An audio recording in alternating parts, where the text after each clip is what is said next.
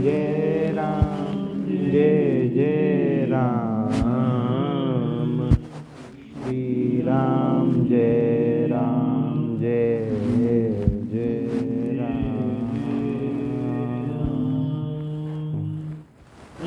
एव सुतं देवं कंसचानूरमर्दनं देवकी परमानन्दं कृष्णं वन्दे जगद्गुरुं। श्री कृष्णं वन्दे जगद्गुरुं। हरि शरणं हरि शरणं हरि शरणं हरि शरणं हरि शरणं हरि शरणं हरि शरणं हरि शरणं शरणं हरि शरणं हरि शरणं हरि शरणं हरि शरणं हरि शरणं। रामचंद्र भगवान की जय। मोर मुकुट बंसुरी वाले की जय। गीता माता की जय। गंगा मैया की जय। कोटि सत्संग महात्माओं की जय। कृष्ण गोविंद हे मुरारी हे नाथ नारायण वासुदेवा। श्री कृष्ण गोविंद हरे मुरारी हे नाथ नारायण वासुदेवा। हे नाथ नारायण वासुदेवा। हे नाथ नारायण वासुदेवा। हे नाथ नारायण वासुदेवा। हे नाथ नारायण वासुदेवा। कृष्ण गोविंद हरे मुरारी हे नाथ नारायण वासुदेवा। कृष्ण गोविंद हरे मुरारी हे नाथ नारायण वासुदेवा। नारायण वासुदेवा। हे नाथ नारायण वासुदेवा। नारायण वासुदेवा की जय। परम श्रद्धेय स्वामी जी श्री राम सुखदास जी महाराज की पुस्तक बिंदु में सिंधु। तो इसमें वर्णन आया है कि आप लोगों से प्रार्थना है कि आप कोई भी काम करो तो भगवान को याद करके करो। कुछ भी लिखो तो पहले ऊपर भगवान का नाम लिखो। जिस पत्र के ऊपर भगवान का नाम नहीं लिखा हो वह मुझे बिना सिर वाले पिशाच की तरह दिखता है। ऊपर भगवान का नाम नहीं है तो मानो सिर नहीं है। कहीं जाना हो तो पहले भगवान का नाम लो। हम कहीं भी जाते हैं, मोटर रवाना होते ही 4 बार नारायण नाम का उच्चारण करते हैं। ऐसा हमारा स्वभाव ही बन गया है। भगवान की स्मृति संपूर्ण विपत्तियों का नाश करने वाली है। हमारी तो शिक्षा ही ऐसे शुरू हुई है। जब हम वर्णमाला सीखने लगे तो ऊपर सबसे पहले श्री राम जी लिखा, उसके बाद आ ई आदि लिखना शुरू किया। हर एक काम से पहले भगवान को याद करने से बहुत लाभ होता है, जीवन शुद्ध हो जाता है, जीवन शुद्ध हो जाता है। आगे प्रश्न है कि क्या भगवत प्राप्ति में प्रारब्ध और पुरुषार्थ कारण है? महाराज जी ने उत्तर दिया कि प्रारब्ध तो फल भोग का नाम है, माने कि जैसी हमारे सामने परिस्थितियाँ आती हैं, अनुकूल प्रतिकूल हमारे प्रारब्ध के कारण आती हैं, और पुरुषार्थ हम जो नया कर्म करते हैं उसका नाम है। तो परमात्मा प्राप्ति में प्रारब्ध कारण नहीं होता, प्रत्युत हमारा नया जो हम कर्म करते हैं, पुरुषार्थ करते हैं, साधन करते हैं, ये कारण होता है। पुरुषार्थ तो केवल परमात्मा की प्राप्ति के लिए ही करना चाहिए। जैसे आम के बगीचे में आम के फल के लिए तो पैसे दिए जाते हैं, पर आम के वृक्ष की छाया मुफ्त में मिलती है, छाया के पैसे नहीं लगते, भले ही दिन भर छाया में बैठे रहें। इसी तरह परमात्मा प्राप्ति के लिए पुरुषार्थ किया जाए तो संसार का काम स्वतः सिद्ध होता है, वो तो काम छाया की तरह हो जाएगा। शरीर निर्वाह की वस्तुएं प्रारब्ध के अनुसार अपने आप मिलती हैं, अतः भगवत प्राप्ति में पुरुषार्थ मुख्य है, पुरुषार्थ में भी भाव मुख्य है। आप जो भी काम करें सब भगवान के लिए करें तो आपका सब काम भगवत प्राप्ति में कारण हो जाएगा। नारायण नारायण नारायण। दो बातें आप अच्छी तरह भीतर जमा लें, दो बातें आप अच्छी तरह भीतर जमा लें। पहली बात, परमात्मा अपने शरीर सहित कण कण में परिपूर्ण है। परमात्मा अपने शरीर सहित कण कण में परिपूर्ण है। जैसे मिर्ची है, मिर्ची में तीखापन होता है, मेहंदी है, मेहंदी में लालीपन होता है, काठ है, काठ में अग्नि सब जगह परिपूर्ण रहती है। ऐसे ही परमात्मा सब जगह परिपूर्ण है। दूसरी बात, ये तो पहली बात थी कि परमात्मा सब जगह परिपूर्ण है, और दूसरी बात है कि हम परमात्मा के अंश हैं। हम अच्छे मंदे भले बुरे ठीक बेठीक कैसे ही हैं परमात्मा के ही अंश। दो बातें महाराज जी कह रहे हैं, आप अच्छी तरह भीतर जमा लें कि हम जैसे भी हैं भगवान के अंश हैं और परमात्मा सर्वत्र परिपूर्ण।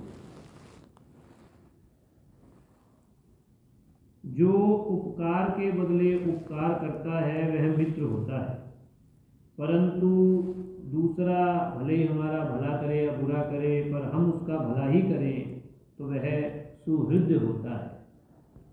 वह दूसरे के उपकार की अपेक्षा नहीं रखता कि वह भी मेरा काम करे, वह भी मेरा भला करे, ऐसी अपेक्षा नहीं रखता। भगवान सबके सुहृद हैं, सुहृदम सर्वभूतानां। उनका प्रत्येक विधान हमारे लिए मंगलमय ही होता है। माने भगवान ऐसे हैं कि जो हमारे से अपेक्षा नहीं रखते, परंतु हमारा हित करते ही रहते हैं। उनका प्रत्येक विधान हमारे लिए मंगलमय ही होता है। वे सदा हमारा भला ही करते हैं।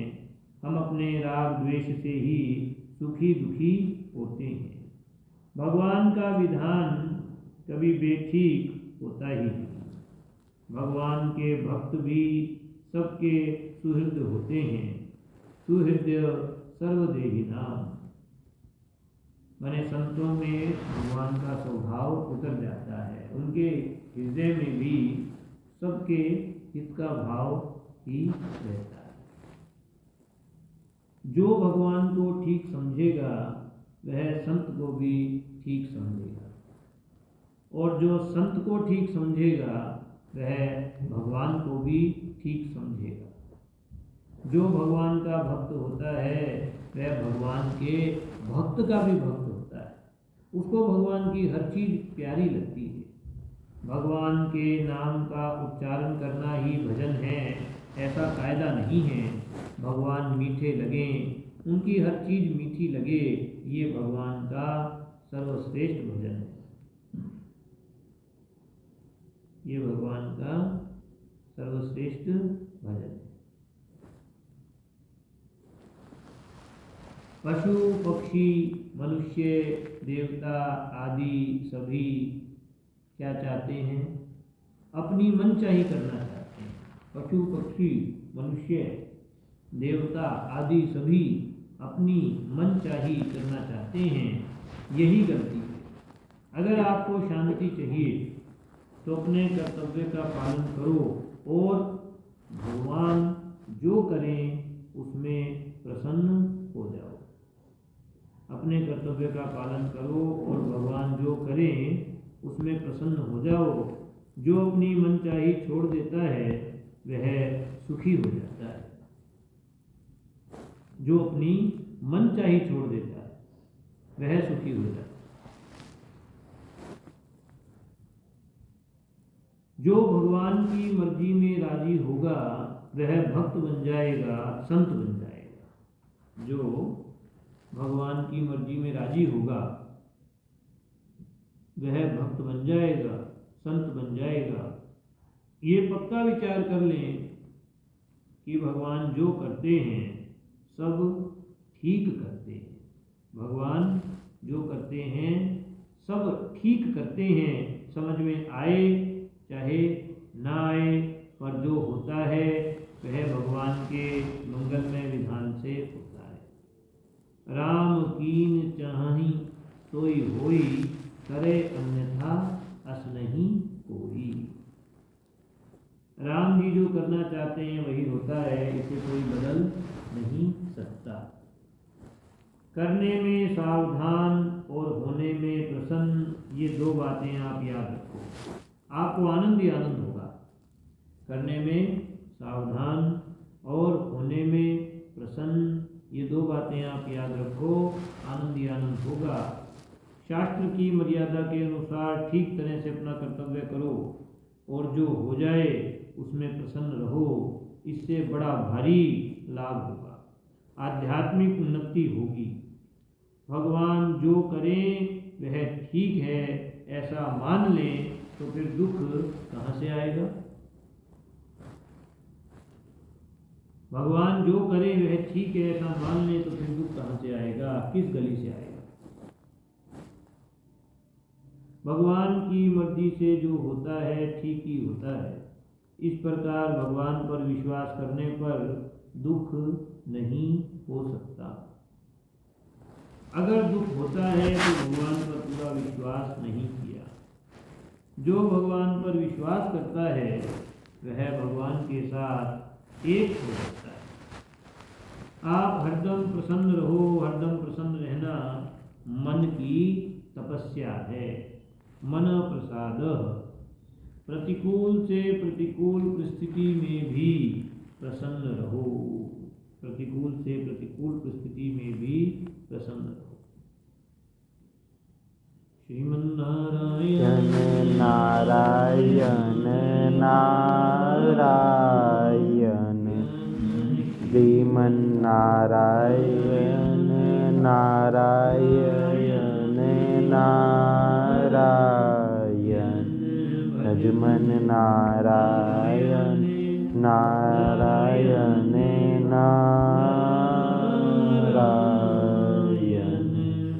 किसी ने प्रश्न किया है कि भगवान ने गीता सुनाकर अर्जुन का कल्याण थोड़ी ही देर में कर दिया। अपनी ये बात रखी किसी श्रोता ने, तो महाराज जी ने कहा कि कल्याण में देरी नहीं लगती, भगवान के विश्वास में देरी लगती है। माने हमारा भगवान पर विश्वास होने में देरी लगती है, विश्वास होने पर देरी नहीं लगती।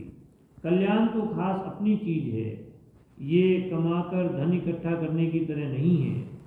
भगवान के साथ हमारा संबंध स्वतंत्र है, किसी के अधीन नहीं है।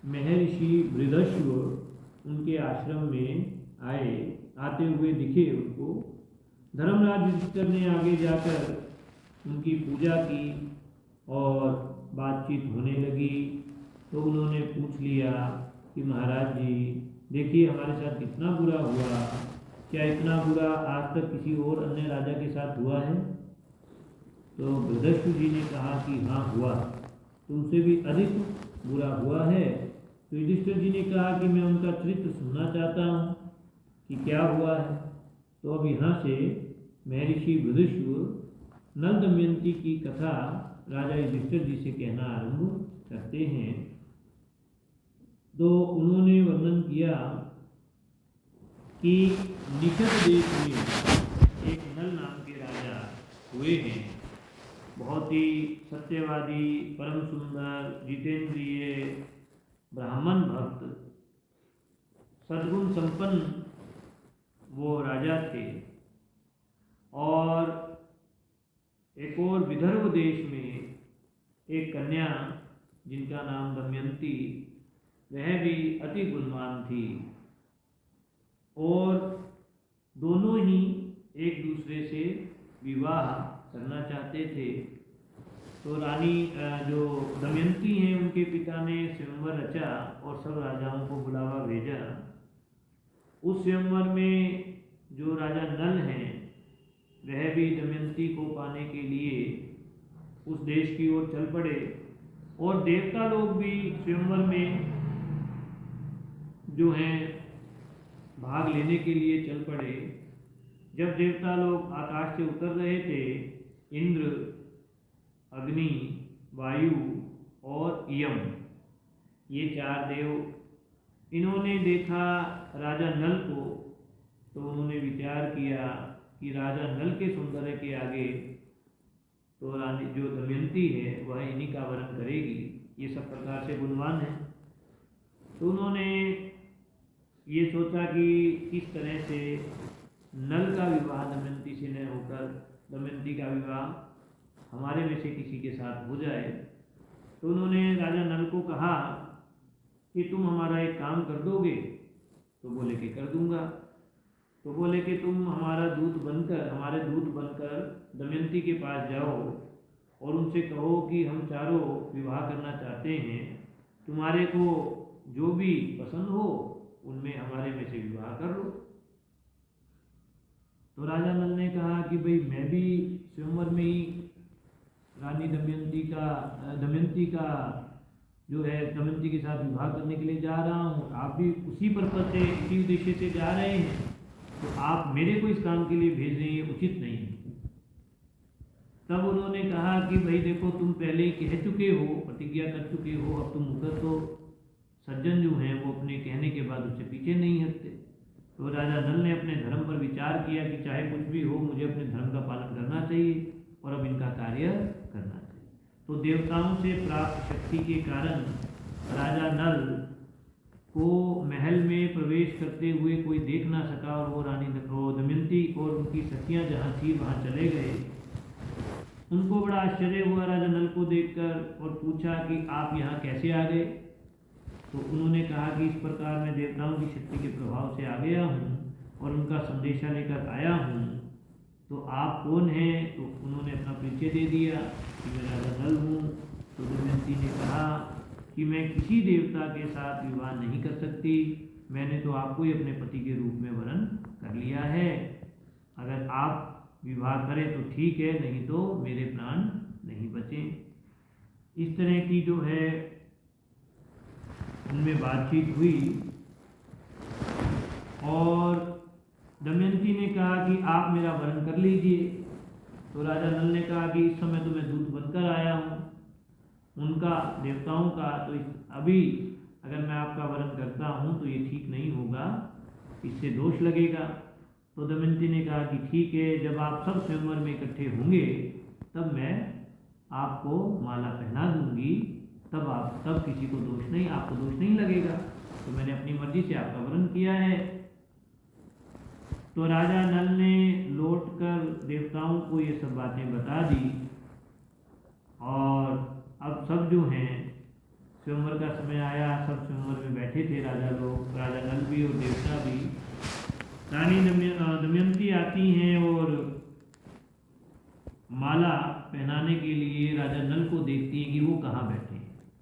तो उन्हें क्या दिखता है कि 5 एक ही समान आकृति वाले मनुष्य एक साथ बैठे हैं, 5 के 5 राजा नल के रूप में ही। तो अब जो दमयंती पहचान नहीं पाती कि इनमें से वास्तविक राजा नल कौन से हैं, और बाकी जो वो समझ गई कि 4 देवता ही नल के रूप में बैठे हैं। तो पहचान ना कर सकने के कारण उन्होंने देवताओं से प्रार्थना की, उनकी शरण में चली गई दमयंती कि मैं तो सच्चे हृदय से नल का वरण कर चुकी हूँ, तो मैं उन्हें पति के रूप में पाना चाहती हूँ, आप कृपा करें और मैं उन्हें पहचान सकूँ, आप ऐसी शक्ति दें।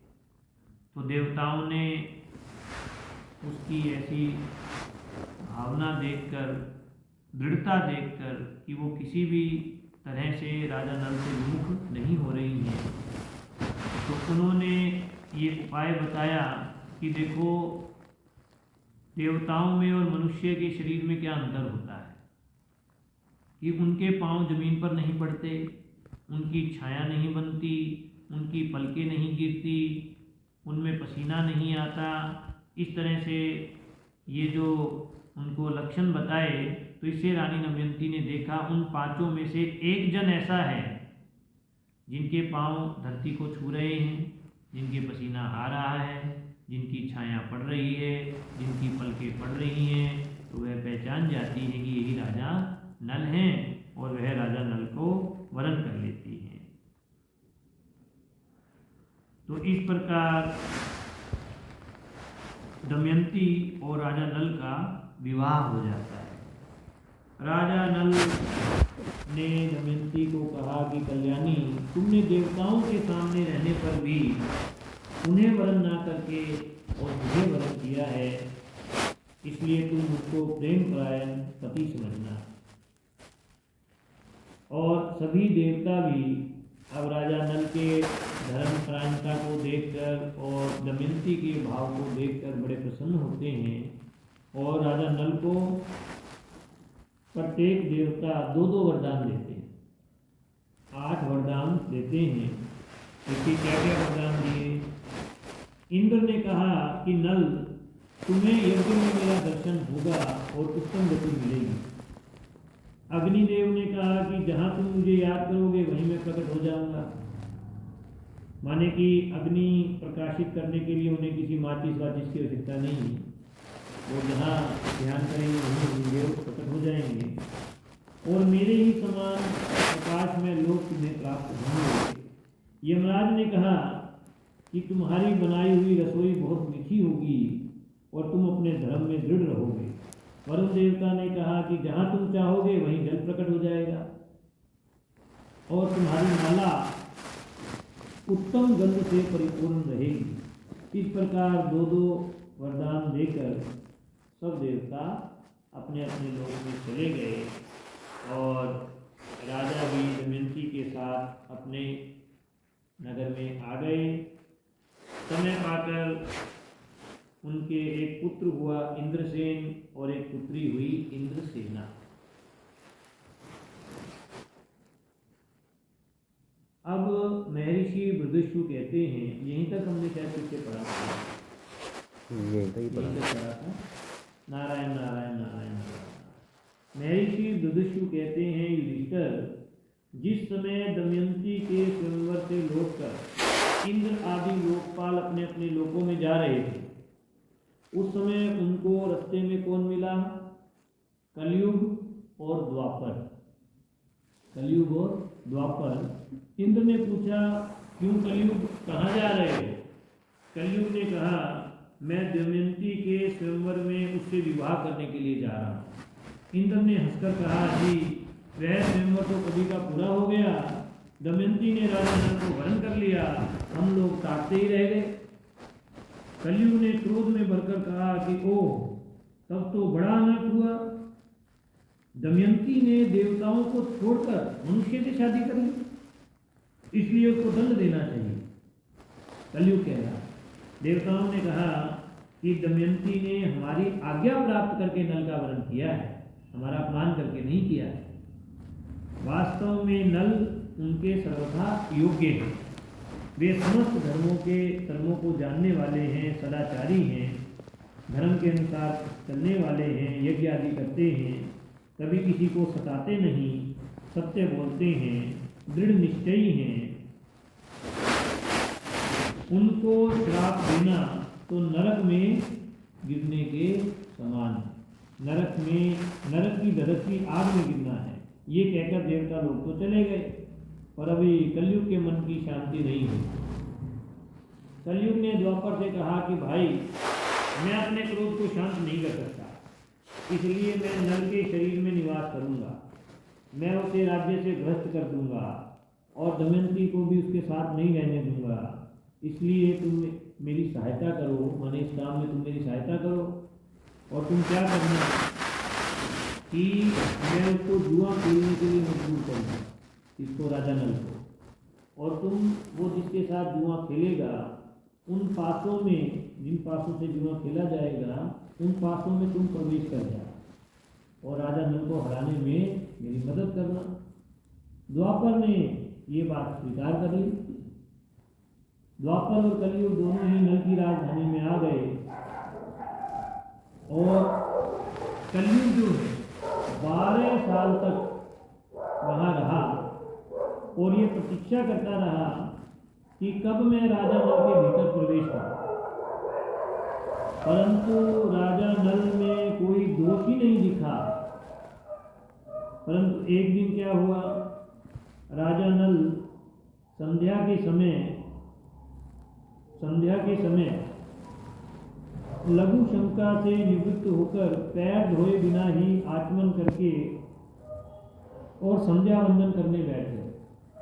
माने जब वो संध्या गायत्री के लिए बैठे तो उसमें पीछे लघु शंका कर आए और पैर नहीं धोए, पैर धोए बिना बैठ गए। यह अपवित्र अवस्था देखकर कलयुग उनके शरीर में प्रवेश कर गया। यह पवित्र अवस्था देखकर कलयुग उनके शरीर में प्रवेश कर गया। साथ ही कलयुग ने क्या किया, एक और रूप धारण किया और वह राजा नल के एक भाई थे पुष्कर, जो एक और राज्य में राज्य करते थे और उनका भाव उनके प्रति अच्छा नहीं था। तो उन पुष्कर के पास गया और कहा कि तुम नल के साथ जुआ खेलो और मेरी सहायता से जुए में राजा नल को जीतकर उस राज्य को भी तुम प्राप्त कर दो। पुष्कर उनकी बात मान गया और नल के पास गया और द्वापर भी पासों का रूप धारण करके उनके साथ ही हो लिया। उन्हें जिन पासों के साथ जुआ खेलना था उन पासों के रूप में कौन था, द्वापर। जब पुष्कर ने राजा नल से बार बार जुआ खेलने के लिए कहा, तब राजा नल अपनी पत्नी दमयंती के सामने अपने भाई की ललकार को सह नहीं सका। उन्होंने उसी समय पासे खेलने का निश्चय कर लिया। उस समय नल के शरीर में कलयुग घुसा हुआ था, नहीं तो वे गलत काम ना भी करते। इसलिए राजा नल ने क्या किया कि जुआ खेलते हुए जिस प्रकार पांडवों और कौरवों का जुआ चला था, इसी प्रकार ये जुआ चलने लगा। वो दांव पर सब कुछ लगाते चले गए और हारते चले गए। नारायण नारायण नारायण नारायण। तो अभी जुए का क्या परिणाम हुआ ये अब अपने कल पढ़ने का विचार है।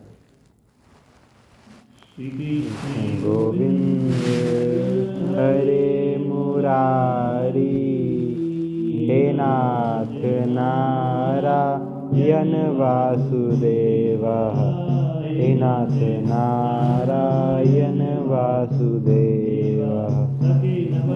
शेष शारदा कृपा तुम्हारी है घनश्याम, ऐसे परम कृपालु प्रभु को कोटि कोटि हम करे प्रणाम, कोटि हम करे प्रणाम। भगवान की जय। बोलो गुरु मंत्री वाले की। नारायण नारायण।